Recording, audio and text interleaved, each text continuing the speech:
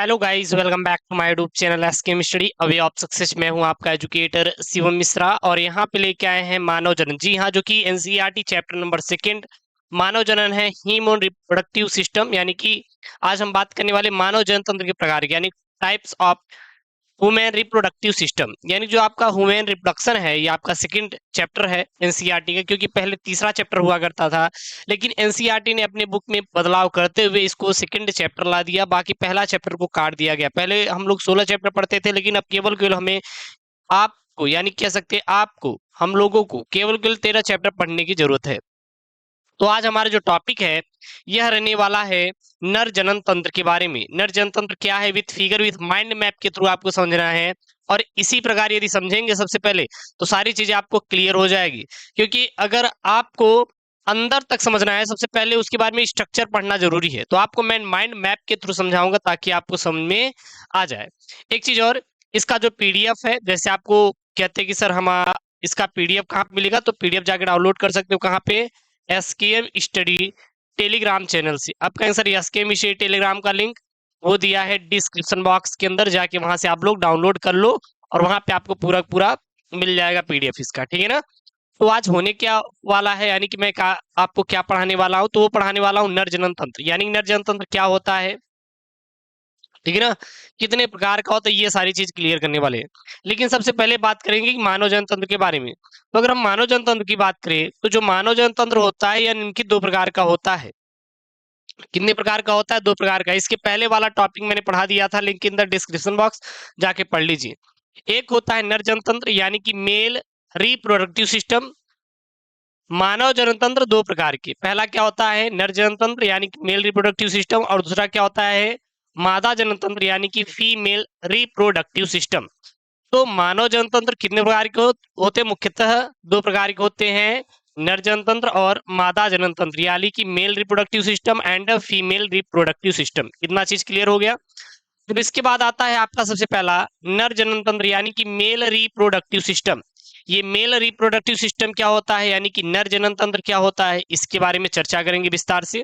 तो आप लोग बिल्कुल भी टेंशन मत लीजिए, आराम से अपना नोट्स बना लीजिए, हर चीज मैं क्लियर करते हुए आपको समझाऊंगा, ठीक है ना। चलिए यहाँ पे देखते हैं। देखिए बात करें हम लोग यहाँ पे नर जनन तंत्र के बारे में, तो नर जनन तंत्र वैसे मुख्यतः कितने प्रकार के होते हैं? दो प्रकार के। सबसे पहला क्या होता है प्राथमिक जनन अंग, और दूसरा क्या होता है द्वितीयक जनन अंग।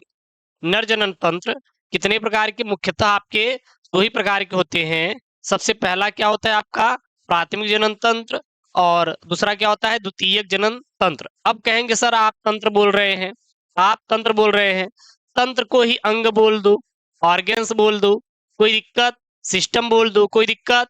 कोई दिक्कत नहीं। तो प्राथमिक जनन तंत्र या प्राथमिक जनन अंग, द्वितीयक जनन अंग या सहायक जनन अंग। तो नर जनन तंत्र कितने प्रकार के? दो प्रकार के, मुख्यतः दो प्रकार के। वैसे तीन होते हैं, तीसरा कौन सा होता है? वाह्य जननेंद्रिया। तो वाह्य जननेंद्रिया यह भी एक नर जनन तंत्र का भाग है, लेकिन इसको अलग से पढ़ेंगे। इसमें क्या आता है आपका वृषण कोष आता है, स्क्रोट्रम एंड पेनिस आता है। क्या आता है? पेनिस यानी बोले तो शिश्न, ठीक है ना। तो इसको हम लोग वाह्य जननेंद्रिया में पढ़ लेंगे।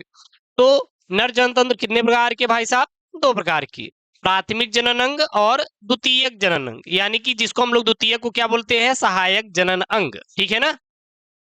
प्राथमिक जनन अंग की बात करें तो इसमें कौन सा आता है? तो जो वृषण होता है यह नर जनन तंत्र का प्राथमिक जनन अंग और सबसे महत्वपूर्ण जनन अंग होता है। क्या होता है? सबसे महत्वपूर्ण जनन अंग होता है। प्राथमिक जनन अंग नर जनन तंत्र का सबसे महत्वपूर्ण अंग माना जाता है, और इसमें होता क्या है? वृषण। तो प्राथमिक जनन अंग क्या होता है? वृषण होता है। अब वृषण में क्या क्या होता है? तो इसमें दो प्रकार के होते हैं। सबसे पहला क्या होता है? नर युग्मक का निर्माण होता है। नर युग्मक यानी कि शुक्राणु का निर्माण होता है, तथा इसमें हार्मोन्स का क्या होता है?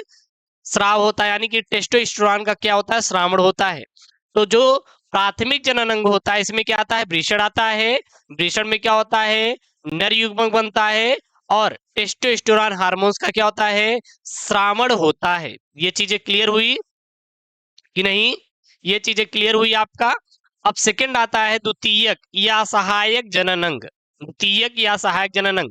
तो द्वितीयक या सहायक जनन अंग में दो प्रकार के आते हैं, एक तो नलिकाएं आती हैं, दूसरी क्या आती हैं, ग्रंथियां आती हैं। द्वितीयक या सहायक जनन अंग में दो प्रकार के आते हैं, एक नलिकाएं आएंगी, दूसरी क्या आएंगी, ग्रंथियां आएंगी। नलिकाओं में जैसे आपकी क्या क्या आएंगी, अधिभृषण, वास इफरेंसिया और वास डेफरेंस और यूरिथ्रा, जिसको हम लोग क्या बोलते हैं, मूत्र जनन मार्ग भी करते हैं। अब ये वास डिफरेंसिया क्या होता है, वास डिफरेंस क्या होता है, इसको हम आगे वाले वीडियोस में पढ़ लेंगे, आप बिल्कुल परेशान मत होइएगा। और नर सहायक ग्रंथियां में कौन कौन से आते हैं, सेमिनल वेसिकल, जिसको हम लोग क्या बोलते हैं, शुक्राशय आता है, और क्या आता है, प्रोस्टेट ग्रंथि, जिसको हम लोग पुरस्थ ग्रंथि भी कहते हैं, और क्या आता है आपका काउपर ग्रंथि, जिसको हम लोग बल्बो यूरिथ्रल ग्रंथि भी कहते हैं। तो आपको ये दोनों नाम जानना बहुत इंपॉर्टेंट है। अगर सेमिनल वेसिकल बोला जाए तो जिसको हम लोग क्या बोलते हैं, शुक्राशय बोलते हैं। प्रोस्टेट ग्रंथि को पुरस्थ, एनसीईआरटी बुक में पुरस्थ दिखा रहेगा, और काउपर ग्रंथि बल्बो यूरिथ्रल ग्रंथ को तो एनसीईआरटी ने कुछ और ही लिख दिया है, उसको हम आने वाली आगे वीडियोस जो है देखते हैं, ठीक है ना, बिल्कुल परेशान मत होइए, उसको मैं आगे वाली वीडियोस में आपको बताऊंगा, इसी में बता दूंगा, आप परेशान मत होइए। तो ये समझ आया, मानव जनन तंत्र कितने प्रकार के, दो प्रकार के, नर जनन तंत्र और मादा जनन तंत्र। नर जनन तंत्र कितने प्रकार के, दो प्रकार के आपके, मुख्यतः प्राथमिक जनन अंग और द्वितीयक जनन अंग, और एक और होता है, तीसरा क्या होता है, वाह्य जननेंद्रिया। प्राथमिक जनन अंग में सबसे महत्वपूर्ण जनन अंग माना जाता है, जिसमें वृषण आता है। वृषण में क्या क्या क्या होता है, नर युग्मक का निर्माण होता है, यानी शुक्राणु निर्माण होता है, और हार्मोन्स बनता है, जिसको हम लोग टेस्टोस्टेरोन भी बोलते हैं। तो टेस्टोस्टेरोन कहाँ पाया जाता है, यह आपके वृषण में पाया जाता है। अद्वितीयक और सहायक जनन अंग कितने प्रकार के, दो प्रकार के, एक सहायक नलिका है, दूसरा नर सहायक ग्रंथिया। सहायक नलिकाओं में अधिवृषण, वास डिफरेंसिया और वास डिफरेंस और यूरिथ्रा आता है, इसको हम लोग मूत्र जनन मार्ग भी कहते हैं। और नर सहायक ग्रंथिया में सेमिनल वेसिकल, जिसको शुक्राशय कहते हैं, प्रोस्टेट यानी पुरस्थ ग्रंथि, और काउपर, जिसको हम लोग बल्बो यूरिथ्रल ग्रंथि भी कहते हैं। तो ये चीजें यहाँ तक आपको क्लियर हो गई होंगी, आशा करते हैं यहाँ तक आपको क्लियर हो गई ना। अब इसके आगे हम लोग क्या देखते हैं, फिगर देखते हैं, ठीक है ना। फिगर, अब देखिए यहाँ पे फिगर, क्योंकि ये चित्र बनाने के लिए आएगा, अब कहेंगे सर मैं कौन सा चित्र बनाऊं पेपर में, क्या मैं ये चित्र बना लूं या ये वाला, तो आपको ये वाला चित्र बनाना है, ये वाला आपको पेपर में चित्र बनाना है। समझने के लिए यहाँ पे समझ सकते हैं। अब देखिएगा एनसीईआरटी का भाषा देखिएगा। अब यहाँ पे देखिए ऊपर और नीचे दोनों देखिएगा। सबसे पहले अपने आप को हाइड कर लूं ताकि आपको दिखाई देगा, ठीक है ना। चलिए समझाने के लिए सबसे पहले देखिए, ये जो भाग होता है, इस भाग को क्या बोलते हैं, इस भाग को मूत्राशय बोला जाता है। सबसे ऊपरी वाले भाग को क्या बोलते हैं, मूत्राशय बोलते हैं। और यहाँ देखिए दो दो यहाँ पे नलिकाएं आई हैं, दो यहाँ पे क्या आई हैं, नलिकाएं आई हैं। यहाँ पे देखिए ये एक इधर से आई है, एक इधर से आई है। तो ये जो दो नलिकाएं होती है ना, इसको हम लोग क्या बोलते हैं, मूत्रवाहिनी बोलते हैं। क्या बोलते हैं, मूत्रवाहिनी, यानी कि मूत्र जनन मार्ग, जिसे हम लोग क्या बोलते हैं, यूरिथ्रा बोलते हैं। ये क्या होती है, ये नलिकाएं होती हैं, ठीक है। और इसके बाद आप नीचे की देखेंगे तो ये देखिए एक इधर से आया हुआ है, ये शुक्राशय, और एक इधर से आया हुआ है, तो इसको हम लोग क्या बोलते हैं, शुक्राशय बोलते हैं। इसको क्या बोलते हैं, शुक्राशय। और इसको शुक्रवाहक बोलते हैं। क्या बोलते हैं, शुक्रवाहक। अब शुक्रवाहक का मतलब क्या होता है, जो शुक्राणुओं को लेकर जाता है, कहां से, वृषण से। देखिए ये क्या है, आपका वृषण है, ये क्या आपका वृषण है। और शुक्रवाहक ही होता है कि जो कि शुक्राणु को लेकर जाता है, ठीक है ना, नलिकाओं की। इधर देखेंगे तो ये जो पीला पीला आपको दिखाई दे रहा है, इस भाग को क्या बोलते हैं, शुक्राशय बोलते हैं। शुक्राशय को क्या बोलते हैं, सेमिनल वेसिकल बोला जाता है। इसके नीचे आएंगे तो ये देखिए एक इधर पाया जाता है, एक इधर, और ये दोनों एक ही हैं, अलग अलग नहीं है। आप ये सोच रहे हैं ये अलग अलग है, तो ऐसा कुछ नहीं, ये दोनों आपके एक ही हैं। इस पूरे चीज को क्या बोलते हैं हम लोग, प्रोस्टेट या पुरस्थ बोलते हैं, जिसका हम लोग प्रोस्टेट ग्रंथि भी कहते हैं। क्या कहते हैं, प्रोस्टेट या पुरस्थ ग्रंथि भी कहते हैं। अब फिर नीचे की तरफ देखिए, यहाँ पे जहाँ पे मेरा है पेन, ये एक इधर छोटा सा पाया जा रहा है, इधर दो, एक छोटा सा, यानी दो ठो है। इसको हम लोग काउपर ग्रंथि बोलते हैं। क्या बोलते हैं, काउपर ग्रंथि। लेकिन एनसीईआरटी भाषा में देखेंगे तो कंद मूत्र पथ ग्रंथि इन्होंने नाम दिया, लेकिन इसको हम लोग क्या बोलते हैं, काउपर या बल्बो यूरिथ्रल ग्रंथि बोलते हैं। और इन तीनों ग्रंथियों को ही क्या बोला जाता है, इन तीनों ग्रंथियों को ही हम लोग नर सहायक ग्रंथि के नाम से जानते हैं। किसके नाम से? नर सहायक ग्रंथि के नाम से जानते हैं।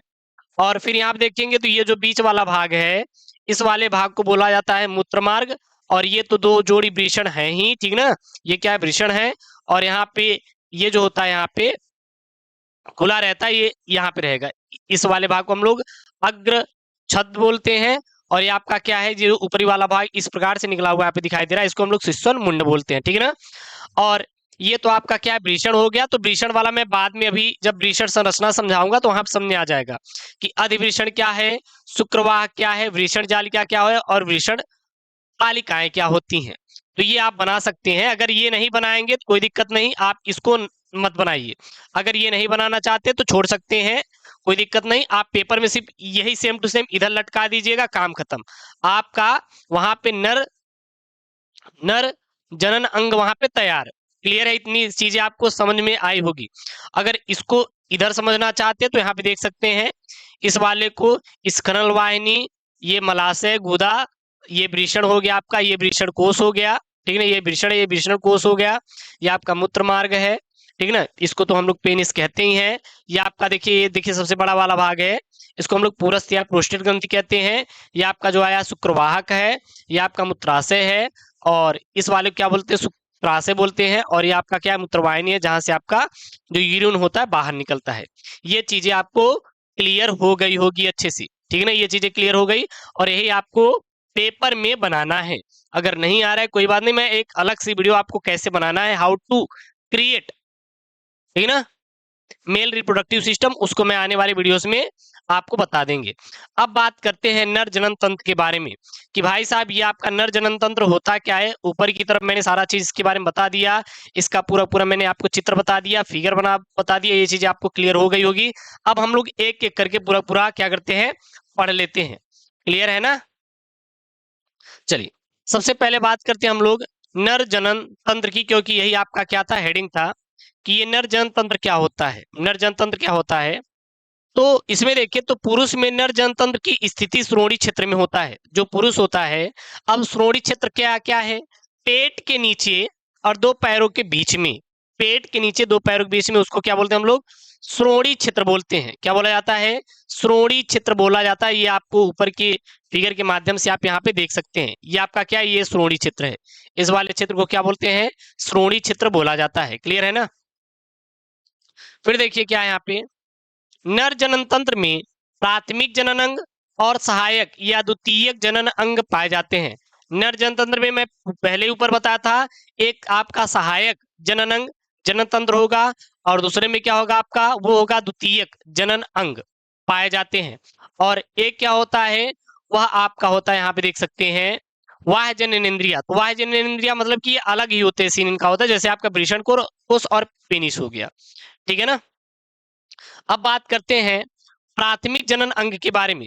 तो प्राथमिक जनन अंग के बारे में मैंने क्या बताया था? जो आपके वृषण होते हैं, क्या होते हैं आपके? वृषण। वृषण प्राथमिक जनन अंग माने जाते हैं। यानी जो वृषण होता है, यह नर का प्राथमिक जनन अंग होता है, या नर का प्राथमिक जनन तंत्र होता है। ये चीजें क्लियर हो गई, बस हूबहू आपको छाप के आना है पेपर में, ठीक है ना। उसके बाद नर में एक जोड़ी हल्के गुलाबी रंग के वृषण पाए जाते हैं। एक जोड़ी मतलब दो वृषण पाए जाते हैं। कितने वृषण? दो वृषण पाए जाते हैं। एक जोड़ी का मतलब है यहाँ पे दो वृषण से होता है। दो वृषण मतलब आपके एक जोड़ी वृषण पाए जाते हैं। ये चीज क्लियर हुई। उसके बाद अगले पॉइंट में, वृषण की उत्पत्ति भ्रूणी मीजोडर्म यानी कि मध्य स्तर से हुई है। वृषण की उत्पत्ति कहाँ से हुई है? तो जो वृषण की उत्पत्ति हुई है, यह भ्रूणीय मीजोडर्म यानी कि मध्य स्तर से हुई है। क्लियर है? वृषण की उत्पत्ति कहाँ से हुई है? भ्रूणीय मीजोडर्म यानी कि मध्य स्तर से हुई है। अगर आ जाए पेपर में कोई पूछ ले कि वृषण की उत्पत्ति कहाँ से हुई है, तो सीधा बताइए कि सर इसकी उत्पत्ति भ्रूणीय मीजोडर्म से हुई है। किसकी? वृषण की उत्पत्ति। वृषण की लंबाई कितनी होती है? इसकी लंबाई 4 से 5 सेंटीमीटर और चौड़ाई 2 से 3 सेंटीमीटर होती है।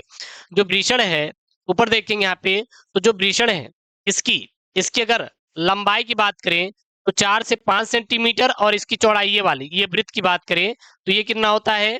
2 से 3 सेंटीमीटर तक होता है। कितना होता है? 2 से 3 सेंटीमीटर तक होता है। वृषण का आकार कैसा होता है? तो वृषण का आकार अंडाकार होता है। वृषण का आकार अंडाकार होता है। तो ये चीज आपको पॉइंट में समझ में आएगी नहीं? और फटाफट यार कमेंट कर दीजिएगा, ठीक है ना? बिल्कुल भी चिंता मत करिएगा। चलिए यहाँ पे देखेंगे अगले पॉइंट में, वृषण का भार कितना होता है? 12 से 16 ग्राम होता है। क्या होता है? 12 से 16 ग्राम वृषण का भार होता है। 12 से 16 ग्राम वृषण का भार होता है। अब आपके मन में आ रहा होगा कि सर ये जो वृषण होता है, टेस्टिस होता है, यह बाहर क्यों लटकता रहता है? ऐसा क्यों हमारे शरीर से बाहर होता है? ऐसा क्या रीजन होता है? अभी एक और चीज बताएंगे कि कई ऐसे लड़कों का होता है या फिर जो मनुष्य होते हैं, नर होते हैं, उनमें देखने मिलता है कि जो वृषण खुल जाती हैं। क्या कारण होता है उनके वृषण खुल जाते हैं और उसको क्या कहते हैं वो मैं आगे आपको बताऊंगा। तो देखिए जो वृषण बाहर होता है हमारे में, टेस्टिस जो नर में बाहर इसलिए होता है ताकि जो जनन की क्रिया हो पाए वो संपन्न हो पाए, बिकॉज ऑफ हमारे शरीर का टेम्परेचर ज्यादा होता है, लेकिन जनन क्रिया के लिए उतने टेम्परेचर की आवश्यकता नहीं है जितना हमारे शरीर का ताप है। हमारे शरीर के कम से कम ताप की आवश्यकता होती है जनन क्रिया के लिए, और वही टेम्परेचर मेंटेन करने के लिए ही वृषण शरीर से बाहर होता है। लेकिन ये प्रकृति ने बनाया है भाई साहब। फिर यहाँ पे है वृषण की स्थिति उदर गुहा से बाहर वृषण कोश यानी कि स्क्रोट्रम में पाए जाते हैं। वृषण कहाँ पाए जाते हैं? तो सबसे पहले वृषण की उत्पत्ति कहाँ से होती है ये तो आप जान गए, लेकिन वृषण कहाँ पाए जाते हैं, किसमें रहते हैं वृषण? तो जो वृषण होते हैं यह उदर गुहा से बाहर पाए जाते हैं। किसमें? वृषण कोश में पाए जाते हैं। वृषण कोश में क्या होता है? वृषण पाया जाता है। जैसे कि ये हमारा मोबाइल है, अब मोबाइल किसके अंदर है? ये कवर के अंदर है। तो उसी प्रकार वृषण किसके अंदर होता है? वृषण कोश में होता है। वृषणों का विकास प्रारंभिक अवस्था में गर्भ की उदर गुहा में होता है। अगर हम लोग सबसे पहले बात करें कि वृषण का विकास कहाँ पे होता है, तो जो टेस्टिस का विकास होता है, टेस्टिस की ग्रोथ होती है, इसकी सबसे पहली प्रारंभिक अवस्था में गर्भ की उदर गुहा में ही होता है। और उसके बाद जब भ्रूणी अवस्था आती है, यानी कोई बच्चा 7 से 8 महीने का होता है, तो जो वृषण होता है वो गर्भ की उदर गुहा से वृषण कोश में आ जाते हैं। और फिर जब गर्भ की उदर गुहा होती है उससे बाहर आकर किसमें स्थित हो जाते हैं? वृषण कोश में स्थित हो जाते हैं। और इस प्रकार वृषणों का क्या होता है? विकास होता है। ये चीजें आपको क्लियर हो गई होगी। अब एक आप पॉइंट में आप नोट कर सकते हैं, यहाँ पे पॉइंट में क्या नोट कर सकते हैं, बहुत नोट वाला पॉइंट है, ठीक है ना? हालांकि ये पेपर में आएगा नहीं, लेकिन मैं आपको बता दे रहा हूं ये वाला। देखिए यदि वृषण, यदि यहाँ पे लिखेंगे वृषण उदर गुहा से वृषण कोश में नहीं आते तो उसे हम लोग गोपिक वृषणता कहते हैं। जब जो वृषण होते हैं, वृषण का विकास कैसे होता है? वृषण जब कोई भी भ्रूण 7 महीने का होता है तो उसका जो वृषण होता है यह उदर गुहा से वृषण कोश में आ जाता है। लेकिन कभी कभी क्या होता है, कुछ बच्चों में जो वृषण कोश होता है, जो वृषण होता है यह वृषण कोश में यानी कि उदर गुहा से बाहर वृषण कोश में नहीं आते हैं, ठीक है? तो जिसके कारण व्यक्ति में शुक्राणु के निर्माण के लिए परिस्थितियां नहीं रहती, क्योंकि एक जो शुक्राणु का निर्माण होना चाहिए उसके लिए टेम्परेचर की आवश्यकता पड़ती है। अब वो तो भाई साहब अंदर ही है, बाहर निकला ही नहीं, शरीर के बाहर वृषण कोश में आया ही नहीं, तो जिसके कारण वहां पे शुक्राणु का निर्माण नहीं हो पाता और इसी कारण व्यक्ति में क्या आ जाती है? बंधता उत्पन्न हो जाती है, यानी कि वो बांझपन आ जाता है, यानी वो व्यक्ति कितना भी कुछ भी करेगा बच्चे पैदा नहीं कर पाएगा, बिकॉज आपके उसके अंदर स्पर्म का निर्माण होगा ही नहीं। जब शुक्राणु का निर्माण होगा ही नहीं तो बच्चे वो कहाँ से पैदा करेगा? तो उसे क्या कहते हैं? बंधता। तो आप लोग को ये चीजें आज क्लियर हो गई कि गोपिक वृषणता क्या होती है। जब वृषण उदर गुहा से बाहर वृषण कोश में नहीं आ पाते हैं किसी भी भ्रूण में, उसके वजह से गोपिक वृषणता उत्पन्न हो जाती है। और इस कारण जो व्यक्ति होता है उसमें अनुकूल परिस्थिति न उत्पन्न हो जाने के कारण उसमें शुक्राणु का निर्माण नहीं हो पाता, जिसके कारण व्यक्ति क्या हो जाता है? बंधता उत्पन्न हो जाता है, यानी वो बांझपन हो जाता है, उसके अंदर बांझपन आ जाता है। एक और चीज होती है इनग्वाइनल हार्निया। ये इनग्वाइनल हार्निया क्या होता है? अब देखिएगा कुछ व्यक्तियों में ऐसा होता है कि उनके वृषण फूल जाते हैं और फूलकर लटक जाते हैं, बड़े बड़े हो जाते हैं। क्या कारण है? तो जब वृषण नाल द्वारा आंत्र यानी कि वृषण कोश में लटक जाती है, जब वृषण कोश द्वारा आंत्र आंत्र, वृषण कोश द्वारा आंत्र किस में लटक जाती है? वृषण कोश में लटक जाती है। इससे वृषण कोश बड़े या सूज जाते हैं, जिसे इनग्वाइनल हार्निया कहते हैं। क्या कहते हैं? इनग्वाइनल हार्निया कहते हैं। और एक होता है जनन नाशन, जिसे हम लोग वृषणों का कुचलना कहते हैं। अब ये जनन नाशन क्या होता है? पहले जो बैल बनते थे, बैल आप देखते होंगे जो बछड़े होते हैं, गाय से पैदा होते बछड़े, उनके उनका इस्तेमाल पहले बैल बनाकर किया जाता था। कहाँ पर? वो किया जाता था कृषि के क्षेत्र में। अब उनके अंदर जनन क्यों किया जाता है, यानी कि उनको उनके वृषण को क्यों क्यों कुचला जाता था? क्योंकि उनके अंदर बहुत जोश होता था, हार्मोन्स एक्टिव होते थे। और भाई साहब, जिसके अंदर हार्मोन्स ज्यादा होगा तो मारता, यानी कि वो भागता फिरेगा ना। तो इसीलिए क्या किया जाता था कि जो बछड़े होते थे उनको पकड़ के उनको उनके वृषणों को नष्ट कर दिया जाता था, यानी कि जो उनके टेस्टिस होते थे उसको, उनकी नलिकाएं बंद कर दी जाती थी, या फिर उसे कूच दिया जाता, या फिर उसको निकाल दिया जाता था। किसके द्वारा? शल्य क्रिया के द्वारा। और फिर वो क्या हो जाते थे? उनको छोड़ दिया जाता। कुछ दिन बाद वो बहुत शांत हो जाते थे और आसानी से वो काम किया करते थे। इसे ही क्या कहते हैं? जनननाशन। यानी कि वृषणों का शल्य क्रिया द्वारा निकालना, अर्थात नर में बंधता उत्पन्न करना है, क्या कहलाता है? जनननाशन कहलाता है। ठीक है ना? तो आपको ये सारी चीजें आज आपको क्लियर हो गई होगी। तो आप लोग वीडियो को लाइक कर दीजिए, चैनल को सब्सक्राइब कर दीजिए। और मैंने यहाँ पे बताया नर जनन तंत्र का पूरा माइंड मैप, उसके बाद बताया मैंने प्राथमिक जनन अंग के बारे में। कल हम लोग पढ़ने वाले हैं वृषण की संरचना के बारे में, जो कि इंपॉर्टेंट टॉपिक है। और ऐसी वीडियो चाहे तो चैनल को सब्सक्राइब करिए, वीडियो को लाइक करिए। और जो बच्चे एप्लीकेशन पे हैं उनको सारा आपको वीडियो मिलेगा, आप बिल्कुल टेंशन मत लीजिएगा। हाँ, आपके जो भाई बहन है आप उनसे बोलिए कि एसकेमिस्ट्री का एप्लीकेशन आ गया है नए सिरे से, लेकिन आप पहले व्हाट्सएप पर आप लोग मैसेज करिएगा, वहां पे आपको लिंक मिलेगा, फिर आप जाके डाउनलोड कर लीजिएगा। ठीक है ना? और इसका पीडीएफ टेलीग्राम चैनल एसके में मिल जाएगा। और जो बच्चे कोर्स लिए हो तो उनको पूरा पूरा प्रॉपर वे में इसका नोट्स मिल ही गया है।